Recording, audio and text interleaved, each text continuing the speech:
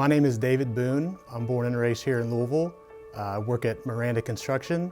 I've been a volunteer for 5 years now, and I've been a board member for about a year. At Miranda, we like to work with clients that have similar mission and values, and one of our missions is building forward, giving back. We discovered the need that IWRBR really didn't have an office. When Ryan found out, he decided to donate the space to Allie and Ashley so that they would have a new home and a new place to continue their mission. This building embodies the mission and the values that we hold at IWRBR, and it creates a physical space for us to make those dreams and visions come to life. I'm really excited about the Literacy Launchpad and the new space. I really believe it's going to elevate the services that we are able to provide the community as a whole. Over the last 6 years, almost 7 now, we've been able to just kind of flex and meet the community where Louisville is. We've been in churches and schools and really everywhere that we've needed to be pre and post pandemic. It's really exciting to think about the build out with Miranda and having families and kids back here in our space with us again. Whether you're a business or a family, everybody deserves a good home to go to. The new Literacy Launchpad will not only be a home for IWRBR, it'll also be a home for the kids and a safe place for them to go to after school. For every kid that we serve, there's 3 additional kids who need support in our community. That means more tutors, more staff, more volunteers. It just means that we need more space. They're growing so fast, and it would just be great to have a space where people can come and go and get the resources they need, whether they're tutors or teachers or counselors at the camps, and then also just having a space for people in the community to come and meet their needs. I see the AmeriCorps Community Outreach Room benefiting our community by allowing our AmeriCorps members to develop different strategic plans to enhance community involvement and really uplift every single family across the city. I've personally seen what literacy can do for someone. It can really change the trajectory of someone's life. It can end generational poverty.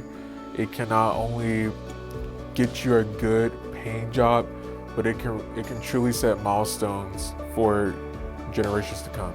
With the state and climate of our world and just education right now, there's so much going on.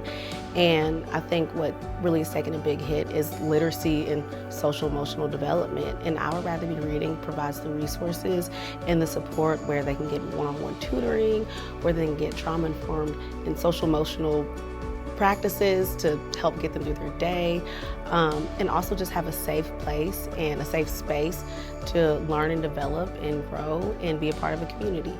I want this building to symbolize stability. Lots of families have lots of different things going on, and if there are resources that we can provide within our 4 walls that help things feel more stable, that is a blessing. And I also want this to symbolize a place of belonging. We are a safe space. That is what we strive to do in our programming every day. And whether we're offering mental health services or drop-in tutoring services, or providing our families access to wellness classes and family development, I want it to be a symbol that IWRBR is here to stay for the long haul. We are committed to our city and to the well-being of our kids. I would tell someone who was considering supporting the next phase of this project, really just how could you not? The work that is done with IWRBR is truly a community hub and an outsource for people and their needs, whether it is mental health, social, emotional, family support, or whether it's literacy, which is a big fundamental part of IWRBR. And right now, our kids need it.